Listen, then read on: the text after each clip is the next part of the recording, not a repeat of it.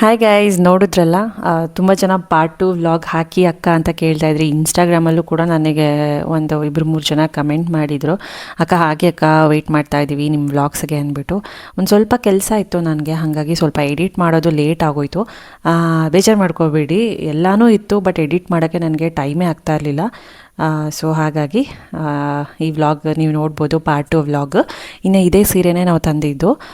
ಈ sari price, blouse price ಎಲ್ಲ ಕೇಳ್ತಾ ಇದ್ರಿ. ಈ ಸ್ಯಾರಿ ಬಂದು ಅಂದರೆ ಇವಾಗ ನಾವು ವರಮಹಾಲಕ್ಷ್ಮಿ ಶಾಪಲ್ಲಿ ತೊಗೊಂಡಿದ್ದು. ಇದೇ ಸ್ಯಾರಿ ಬೇರೆ ಶಾಪಲ್ಲಿ ತೊಗೊಂಡ್ರೆ ಇನ್ನೊಂದು ಪ್ರೈಸ್ ಇರುತ್ತೆ, ಇನ್ನೂ ಕಂಚಿಗೆ ಹೋಗಿ ತೊಗೊಂಡ್ರೆ ಅಲ್ಲಿ ಇನ್ನೂ ಕಡಿಮೆ ಆಗುತ್ತೆ. ಸೊ ಆ ಥರ ಪ್ರೈಸ್ ಮೇಲೆ ನಾವು ಏನೂ ಮಾಡೋಕ್ಕಾಗಲ್ಲ. ನಮಗೆ ಅರ್ಜೆಂಟಿಗೆ ಬೇಕಿತ್ತು, ಅರ್ಜೆಂಟಾಗಿ ಡೇಟ್ ಇದೆಲ್ಲ ಫಿಕ್ಸ್ ಆಗೋಯ್ತು. ಆಮೇಲೆ ಆಷಾಢ ಬಂದುಬಿಡುತ್ತೆ ಅಲ್ವಾ, ಹಾಗಾಗಿ ನಾವು ಹತ್ರದಲ್ಲೇ ಇರೋದಕ್ಕೆ ಹೋಗಿ ತಂದ್ವಿ. ಇದು ಆಲ್ಮೋಸ್ಟ್ 10,000 ನಿಯರ್ ಆಯಿತು. ಓಕೆನಾ, ಸ್ಯಾರಿ ಬಂದುಬಿಟ್ಟು. ಇನ್ನು ನಾನು ಬ್ಲೌಸ್ ಹೇಳಿದ್ದೆ ಡಿಸೈನ್ ಮೇಲೆ ಹೋಗುತ್ತೆ ಅಂದ್ಬಿಟ್ಟು. ಸೊ ಇದು ಸ್ಟಿಚಿಂಗ್ 500 ಪಕ್ಕ ಗೀತಾ ಬೋಟಿಕ್ಸ್ ಅಂತ ನಾನು ಹೇಳಿದ್ದೆ, ನಾವು ಅಲ್ಲೇ ಕೊಡೋದು. 500 ಸ್ಟಿಚಿಂಗು, ಇನ್ನು ಡಿಸೈನ್ಗೆ 2,200 ರುಪೀಸು. ಅದು ಆಲ್ಮೋಸ್ಟ್ ಒಂದು 3,000 ಅಂತ ಅಂದ್ಕೊಳ್ಳಿ ನಿಯರ್. ಈ ಕುಚ್ಚು ಅದು ಅಷ್ಟೇ, ಸ್ಯಾರಿ ಕುಚ್ಚೆಲ್ಲ ನಾವು ಏನು ನಮಗೆ ಇಷ್ಟ, ನಮಗೆ ಯಾವ ಪ್ರೈಸಲ್ಲಿ ಬೇಕೋ ಅದನ್ನು ಹಾಕ್ಕೊಡ್ತಾರೆ. ಆಲ್ಮೋಸ್ಟ್ ಒಂದು ಸೀರೆ, ಬ್ಲೌಸು ಇದು ಅಂತ ಲೆಕ್ಕ ಹಾಕ್ಕೊಂಡ್ರೆ ಅಷ್ಟಾಗುತ್ತೆ ಎಲ್ಲನೂ. ಸೊ ಇದು ತುಂಬ ಜನ ಕೇಳ್ತಾಯಿದ್ರಿ, ಹಾಗಾಗಿ ನಾನು ಹೇಳಿದೆ. ಸೊ ಇದೇ ಸ್ಯಾರಿ ನಾವು ಕಂಚಿಲಿ ತೊಗೊಂಡ್ರೆ ಇನ್ನೂ ಕಡಿಮೆ ಆಗುತ್ತೆ, ಓಕೆನಾ. ಬಟ್ ಒಂದು ಸ್ಯಾರಿಗೆ ನಾವು ಅಷ್ಟು ದೂರ ಹೋಗೋಕ್ಕಾಗಲ್ವಲ್ಲ, ಬಲ್ಕಾಗಿ ತೊಗೊಂಡಾಗ ಮಾತ್ರ ನಾವು ಹೋಗೋಕ್ಕಾಗುತ್ತೆ. ಇನ್ನು ಶಾಸ್ತ್ರ ಎಲ್ಲ ಮತ್ತೆ ಸ್ಟಾರ್ಟ್ ಮಾಡ್ಕೊಂಡ್ವಿ. ನಮ್ಮ ಅತ್ತಿಗೆ ಇವರು ಇನ್ನು ಇಬ್ಬರೂ ಶಾಸ್ತ್ರ ಮಾಡ್ತಾಯಿದ್ವಿ. ಕುಂಕುಮ ಇಡೋದು ಮತ್ತು ಮಡ್ಲಿಗೆ ತುಂಬಿಸೋದು ಪ್ರತಿಯೊಂದು, ಮತ್ತು ಸ್ವೀಟ್ ಎಲ್ಲನೂ ಮುಟ್ಸೋದು, ಈ ಥರ.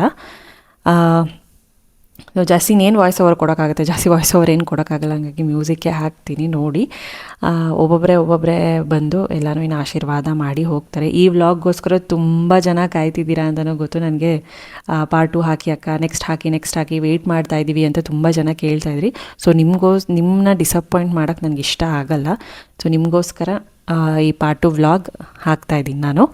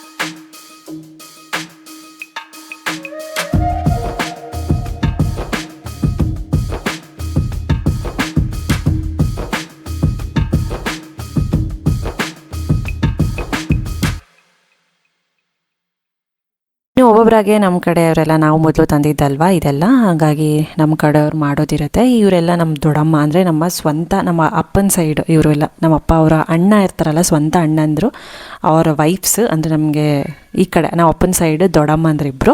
ಸೊ ನಮ್ಮ ಅಪ್ಪಂಗೆ 8 ಜನ ಮಕ್ಕಳು. ಓಕೆನಾ, ಅದರಲ್ಲಿ 2 ತೀರೋಗಿದ್ದಾರೆ. ರೀಸೆಂಟ್ಲಿ ನಮ್ಮ ದೊಡ್ಡಪ್ಪ ತೀರೋದು. ಅದಕ್ಕೂ ಹಿಂದೆ 2 ಅತ್ತೆಂದ್ರಿದ್ದಾರೆ, ಅದರಲ್ಲಿ ಒಬ್ಬರು ಅತ್ತೆ ತೀರೋಗಿದ್ದಾರೆ. ಇನ್ನು 6 ಜನ. ಸೊ ಅದರಲ್ಲಿ ಇವರು ದೊಡ್ಡಮ್ಮಂದರು 2. ಸೊ ಅವರು ಎಲ್ಲ ನಮ್ಮ ಅಪ್ಪನ ಊರ ಅಂತ ಏನಿದ್ದೀವಿ ಎಲ್ಲ ಅಕ್ಕಪಕ್ಕ ಮನೆಯೇ. 3 ಜನ ದೊಡ್ಡಮ್ಮಂದರು, ಒಂದು ಪಕ್ಕದ ಮನೆಯೇ ಇರೋದು. ತುಂಬ ಸಲ ಹೋದಾಗೆಲ್ಲ ಹೇಳಿರ್ತೀನಿ ನಾನು ವ್ಲಾಗಲ್ಲಿ. ಹಾಗಾಗಿ ಇನ್ನೊಂದು ಸಲ ಈ ವ್ಲಾಗ್ನಲ್ಲಿ ಎಲ್ಲರೂ ಇರ್ತಾರಲ್ವ, ಹಂಗಾಗಿ ಇಂಟ್ರೊಡ್ಯೂಸ್ ಮಾಡಿಸ್ದೆ ನಾನು ಅಷ್ಟೇ. ಇನ್ನು ಒಬ್ಬೊಬ್ಬರಾಗೇ ಬಂದು ಆಶೀರ್ವಾದ ಮಾಡಿ ಸ್ವೀಟೆಲ್ಲ ಮುಟ್ಟಿಸಿ ಏನೇನಿರುತ್ತೆ ಸೀಮಂತದ್ದು ಕಾರ್ಯಕ್ರಮ ಅಂತ. ಸೊ ತುಂಬ ಜನ ಕೇಳ್ತಾ ಇದ್ರಿ 9 ತಿಂಗಳಲ್ಲಿ ಮಾಡಬೇಕಿತ್ತು ಇನ್ನೂ ಚೆನ್ನಾಗಿರೋದು ಅಂತ. ನಮ್ಮ ಕಡೆ 9 ತಿಂಗಳಲ್ಲಿ ಮಾಡಲ್ಲ. 5 ತಿಂಗಳು ಏನಿದೆ ಅತ್ತೆ ಮನೆಯಿಂದ ಕರ್ಕೊಂಡು ಬರೋ ಶಾಸ್ತ್ರ ಇರುತ್ತೆ. ಸೊ 5 ತಿಂಗಳಿಗೆ ನಮ್ಮ ಕಡೆ ಇರೋ ಶಾಸ್ತ್ರ ಹಿಂಗೆ 5 ತಿಂಗಳಿಗೆ ಹೋಗಿ ಕರ್ಕೊಂಡು ಬರ್ತೀವಿ ಶಾಸ್ತ್ರ. ಆಮೇಲೆ 7 ತಿಂಗಳಲ್ಲಿ ತವ್ರ ಮನೇಲಿ ಸೀಮಂತ ಇಟ್ಕೊಳ್ತಾರೆ. ಸೊ ಯೂಶ್ವಲಿ ನಮ್ಮ ಕಡೆ ಯಾರೂ 9 ತಿಂಗಳಲ್ಲಿ ಮಾಡಲ್ಲ. ಮಾಡ್ತಾರೆ ತುಂಬ ಜನ, ಬಟ್ ನಾವು ಮಾಡೋಕ್ಕೆ ಹೋಗಲ್ಲ. ಏನಕ್ಕಂದರೆ ಡೆಲಿವರಿ ಡೇಟ್ ಹತ್ತಿರ ಇರುತ್ತೆ ಅಂತ ನಾವು ರಿಸ್ಕ್ ತೊಗೊಳೋದಕ್ಕೆ ಹೋಗಲ್ಲ. ಈ ಡೆಲಿವರಿ ಆಗಿಬಿಟ್ರೆ ಮತ್ತು ಸೀಮಂತ ಮಾಡೋಕ್ಕಾಗಲ್ಲ, ಮಿಸ್ ಆಗಿಬಿಡುತ್ತೆ. ಬಟ್ ಮಾಡ್ಬೋದು, ಇಲ್ಲ ಅಂತ ಅಲ್ಲ, ಬಟ್ ಹೇಳೋದಕ್ಕಾಗಲ್ಲ ಅಲ್ವಾ. ಏನಂದರೆ 9 ತಿಂಗಳು ತುಂಬಿದ ಮೇಲೇ ಡೆಲಿವರಿ ಆಗುತ್ತೆ ಅಂತಲೂ ಹೇಳೋಕ್ಕಾಗಲ್ಲ. ಕೆಲವ್ರಿಗೆ ಎಷ್ಟೊಂದು ಜನ ಪ್ರೀಮೆಚೂರ್ ಬೇಬಿ 8 ಮಂತ್ಸ್ಗೆ ಆಗುತ್ತೆ, 9 ಮಂತ್ಸ್ ಫಸ್ಟ್ ವೀಕಿಗೆ ಆಗುತ್ತೆ. ಸೊ ಈ ಥರ ನಮ್ಮ ಕಡೆ 5 ತಿಂಗಳಲ್ಲಿ ಅತ್ತೆ ಮನೆಯಿಂದ ಕರ್ಕೊಂಬರಬೇಕು, 7ನೇ ತಿಂಗಳಲ್ಲಿ ನಾವು ಈಗ ಮಾಡ್ಕೊಳ್ತೀವಿ. ಸೊ ಆ ಥರ ನಮ್ಮ ಕಡೆ ಇರೋದು, ಅದೇ ರೀತಿನೇ ನಾವು ಮಾಡ್ತಾ ಇರೋದು ಅಷ್ಟೇ, ಇನ್ನೇನಿಲ್ಲ. ಇನ್ನು ಎಲ್ಲರೂ ಅಕ್ಕಂದರು ಎಲ್ಲನೂ ಬಂದು, ಇದು ನಾನೇ ಫಸ್ಟು ಹೋಗ್ಬಿಟ್ಟು ಎಲ್ಲನೂ ಮಾಡಿಬಿಟ್ಟೆ. ಇದು ಕುಂಕುಮ ಅರಿಶಿನ ಎಲ್ಲ ಶಾಸ್ತ್ರ ಇದೆಲ್ಲ ಇಡೋದು. ಇನ್ನು ಅದಾದಮೇಲೆ ಒಬ್ಬೊಬ್ಬರೇ ಬಂದು ಇನ್ನು ಎಲೆ ಅಡಿಕೆ ಎಲ್ಲ ಇಟ್ಟು ಅದರಲ್ಲಿ ಕೊಟ್ಟು ಆಶೀರ್ವಾದ ಮಾಡಿ ಬರ್ತಾಯಿದ್ರು. ಇನ್ನು ಇವ್ರು ಬಂದು ನಮ್ಮಮ್ಮ ಸೈಡ್, ನಮ್ಮಮ್ಮ ಸ್ವಂತ ಅಣ್ಣ ಅವರ ಸೊಸೆ. ಓಕೆನಾ, ಅವ್ರ ಮಗಳು ಅಲ್ಲಿರೋದು. ಮತ್ತು ಇವರು ನಮ್ಮ ಮಾವನ ಮಗ. ಇವರು ಕೂಡ ಅಂದರೆ ನಮ್ಮ ಅಮ್ಮನ ಸೈಡು ಇವರೆಲ್ಲ. ನಮ್ಮಮ್ಮನ ಅವ್ರ ಅಣ್ಣ ಮಗ ಮತ್ತು ಸೊಸೆ ಇವರು. ನಮ್ಮಮ್ಮನ ಊರಿಂದ 4 ಜನ ಬಂದಿದ್ದರು, ನಮ್ಮ ಮಾವ ಮತ್ತು ನಮ್ಮ ಅಕ್ಕ ಮತ್ತು ಇವರಿಬ್ಬರು. ಸೊ 4 ಜನ ಬಂದಿದ್ದರು. ಸೊ ಖುಷಿಯಾಯಿತು ನಿಜವಾಗ್ಲೂ, ಎಲ್ಲರೂ ಬಂದಿದ್ದಕ್ಕೆ ಆಶೀರ್ವಾದ ಮಾಡಿ ಹೋಗಿದ್ದಕ್ಕೆ ತುಂಬಾ ಖುಷಿಯಾಯಿತು.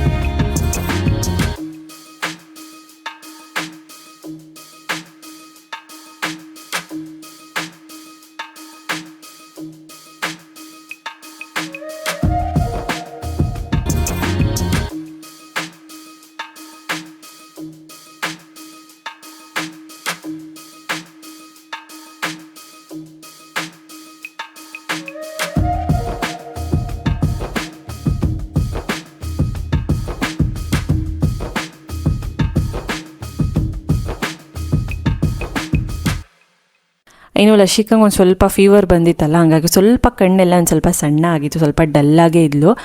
ಜರ್ನಿ ಮಾಡಿ ಬೇರೆ ಬಂದಿದ್ಲು, ಅಷ್ಟು ಬೆಳಗ್ಗೆನೇ ಎದ್ದು ಬಂದಿದ್ಲಲ್ಲ, ಹಾಗಾಗಿ. ಇನ್ನು ನಾವೆಲ್ಲ ಅಕ್ಕಂದ್ರೆ ಎಲ್ಲ ಗ್ರೂಪ್ ಫೋಟೋ ಎಲ್ಲ ತೆಗೆಸ್ಕೊಳ್ತಾ ಇದ್ವಿ ಇಲ್ಲಿ. ತುಂಬ ಚೆನ್ನಾಗಿ ಬಂದಿತ್ತು ಫೋಟೋಸ್ ಎಲ್ಲನೂ. ಇನ್ನು ಇದರಲ್ಲಿ ನಾನೇ ಅಂದರೆ ನಾವು ನಿಂತಿರೋದ್ರಲ್ಲಿ ನಾನೇ ಚಿಕ್ಕವಳು. ಆಮೇಲೆ ನನ್ನ ತಂಗಿ ಕೊನೆಯವಳು. ಅಂದರೆ ನಮ್ಮ ಅಪ್ಪನ ಸೈಡಲ್ಲಿ ನೋಡಿಕೊಂಡ್ರೆ ನನ್ನ ತಂಗಿ ಫುಲ್ ಚಿಕ್ಕವಳು ಆ ಥರ. ನಾನು ಫೋರ್ತು, ಅಂದರೆ ಲಾಸ್ಟಿಂದ ಫೋರ್ತು ನಾನು ಆ ಥರ, ಫಸ್ಟಿಂದ ಅಲ್ಲ ಲಾಸ್ಟಿಂದ ಫೋರ್ತು. ಹಿಂಗೆ ನೋಡ್ಕೊಂಡು ಏನಕ್ಕಂದರೆ ನಮ್ಮ ಅಪ್ಪ 7ನೇ ಮಗ ನಮ್ಮ ಅಜ್ಜಿ ತಾತಂಗೆ. ಸೊ ಹಾಗಾಗಿ ನಾವೆಲ್ಲ ಲಾಸ್ಟಿಗೆ ಹಾಗಾಗಿ ಈ ಕಡೆ ರೈಟ್ ಸೈಡಲ್ಲಿ ನಿಂತಿರೋರೆಲ್ಲ ಸೆಕೆಂಡ್ ದೊಡ್ಡಪ್ಪ ಮಕ್ಕಳು. ಸೊ ಈ ಥರ. ಇನ್ನು ಅಲ್ಲಿ ಕೂತಿರೋರು ಅಣ್ಣ ಮತ್ತು ರೈಟ್ ಸೈಡಲ್ಲಿ ಇದ್ದಾರಲ್ಲ ಅವರೆಲ್ಲ 3 ಜನನೂ ಅಣ್ಣ ಮತ್ತು ಸ್ವಂತ ತಂಗಿಯರು. ಸೊ ಅವರು ಈ ಥರ. ಸೊ ನಿಮಗೂ ಸ್ವಲ್ಪ ಇಂಟ್ರೊಡಕ್ಷನ್ ಇರಲಿ ಅಂತ ಹೇಳ್ತಾ ಇದ್ದೀನಿ ಅಷ್ಟೇ. ಇನ್ನು ನಾವು ಅಣ್ಣ ಮತ್ತು ನಾವು ಅಪ್ಪ ಆ ಕಡೆ ಈ ಕಡೆ ಕೂತ್ಕೊಂಡು ಫೋಟೋಸ್ ಎಲ್ಲ ತೆಗೆದು ನಾವು ಈ ಥರ ನಾವು ಎಲ್ಲೋದ್ರೂ ಅಷ್ಟೇ ಫೋಸ್ಗಳು ಅಂತ ಆ ಥರದ್ದೆಲ್ಲ ಏನೂ ನಾವು ನೋಡೋಲ್ಲ. ನಮ್ಮ ಫೋಟೋಸ್ ಬೇಕು, ನಮಗೆ ಮೆಮೊರೀಸ್ ಇರಬೇಕು ಅನ್ನೋದೇ ನಮ್ಮದಿರೋದು. ಸೊ ಆ ಥರನೇ ಮೆಮೊರೀಸ್ ಎಲ್ಲ ಕ್ರಿಯೇಟ್ ಮಾಡ್ಕೊಳ್ತೀವಿ. ಇನ್ನು ಎಲ್ಲನೂ ಮುಗ್ದಿದ್ದಾಯಿತು, ಕೊನೆಗೆ ಆರತಿ ಮಾಡ್ತಾಯಿದ್ವಿ.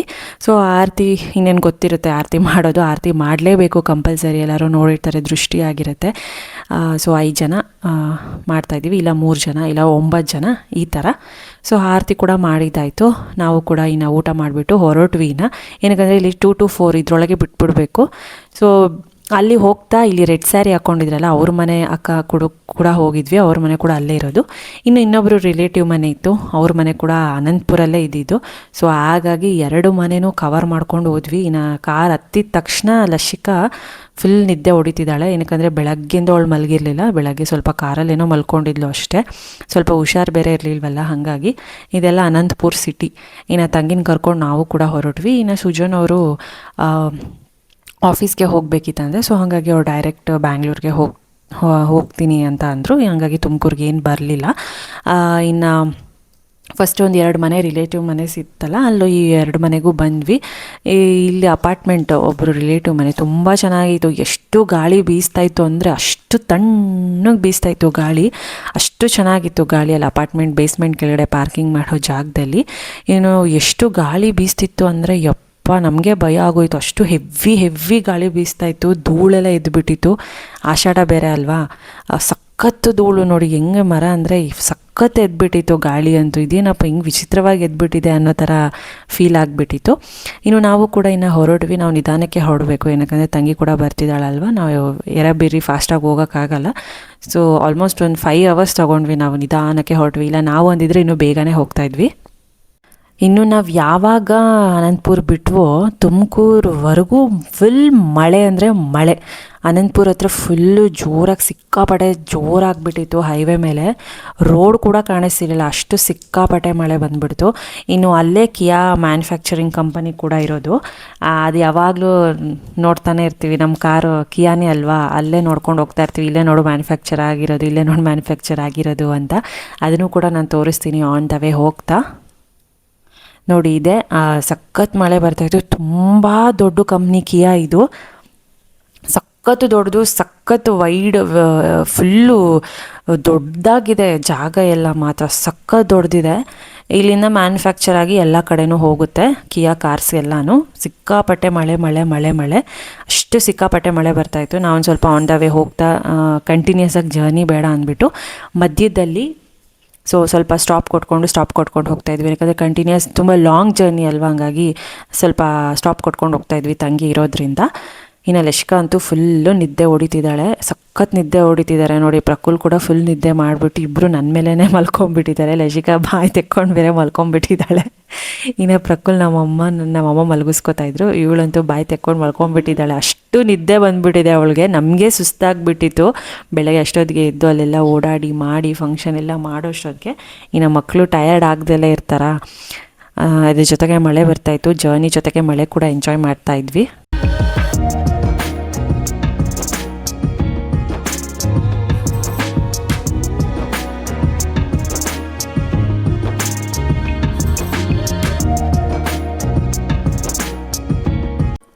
ಇನ್ನು ಹೋಗ್ತಾ ಈ ಥರ ಒಂದು ಅದೇನೋ ಅಂತಾರೆ, ನಮ್ಮ ಕಡೆ ತೆಲುಗು ಭಾಷೆಯಲ್ಲಿ ಒಂಥರ ಅಂತಾರೆ, ಒಂದು ಬ್ರಿಡ್ಜ್ ಸಿಗಬೇಕು, ಅದರ ಪಾಸ್ ಆಗೋದಕ್ಕಿಂತ ಮುಂಚೆ ಒಂದು ತೆಂಗಿನಕಾಯಿ ಹೊಡಿಬೇಕು ಅಂತ ಹೇಳ್ತಾರೆ. ಏನಕ್ಕಂದರೆ ಎಷ್ಟೊಂದು ದಾಟಿ ನಾವು ಮನೆಗೆ ಹೋಗ್ತಿರ್ತೀವಲ್ಲ, ಅದು ಕಂಪಲ್ಸರಿ.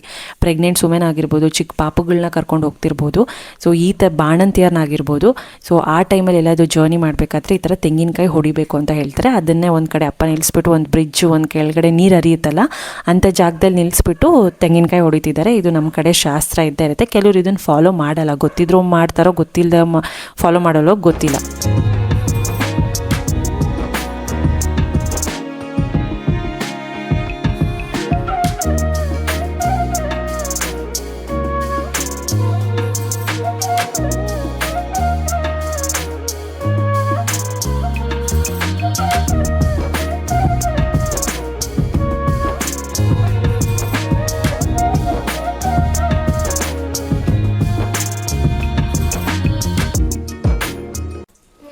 ಇನ್ನು ಹೋಗ್ತಾ ಆನ್ ದ ವೇ ತುಂಬ ಲೇಟ್ ಆಯ್ತಲ್ಲ, ಇನ್ನು ಮನೆಗೆ ಹೋಗಿ ಅಡುಗೆ ಮಾಡೋಷ್ಟು ಪುರ್ಸೊತ್ತು ನಮ್ಗೆ ಯಾರಿಗೂ ಇರಲಿಲ್ಲ, ಅಷ್ಟು ಶಕ್ತಿ, ಪೇಷನ್ಸು, ಎನರ್ಜಿನೂ ಇರಲಿಲ್ಲ.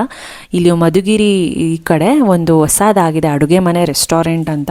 ಫಸ್ಟ್ ಟೈಮು ಚೆನ್ನಾಗಿತ್ತು ನೋಡೋದಕ್ಕೆ, ತುಂಬ ಜನ ಕೂಡ ಇದ್ದರು. ಸೊ ಹಂಗಾಗಿ ಸರಿ ಹೋಗೋಣ ಇಲ್ಲಿಗೆ ಅಂದ್ಬಿಟ್ಟು, ಮತ್ತೆ ಇನ್ನು ಎಲ್ಲಿ ಸಿಗುತ್ತೋ, ತುಮಕೂರಿಗೆ ಹೋಗೋವರೆಗೂ ಸಿಗಲ್ಲ, ಲೇಟ್ ಆಗಿಬಿಡುತ್ತೆ, 9:30 ಆಗಿಬಿಡುತ್ತೆ ಅಂದ್ಬಿಟ್ಟು ಅಲ್ಲೇ ಊಟ ಮಾಡಿಕೊಂಡು ಹೋದ್ವಿ. ಇನ್ನು ಮನೆಗೆ ಒಳಗೆ ಬರೋಕ್ಕೂ ಮುಂಚೆ ರತ್ನೀರು, ಕೆಂಪು ನೀರು ಮಾಡಿಬಿಟ್ಟು ದೃಷ್ಟಿ ತೆಗೆದು ಮನೆ ಒಳಗೆ ಕರೆಸ್ಕೊಳ್ಳೋದು. ಇದಂತೂ ಖಂಡಿತವಾಗ್ಲೂ ಕಂಪಲ್ಸರಿ, ಮ್ಯಾಂಡೇಟರಿಯಾಗಿ ಮಾಡಲೇಬೇಕು. ಸೊ ಇದಿಷ್ಟು ಪಾರ್ಟ್ 2 ವ್ಲಾಗ್ ಆಗಿರುತ್ತೆ ಸೀಮಂತದ್ದು. ಇಷ್ಟ ಆಗಿದ್ರೆ like, share, comment and subscribe. ಮತ್ತೆ ಸಿಗ್ತೀನಿ ನೆಕ್ಸ್ಟ್ ವ್ಲಾಗ್ನಲ್ಲಿ. ಓಕೆನಾ? ಮತ್ತೆ ಸಿಗೋಣ. Bye bye, take care, lots of love.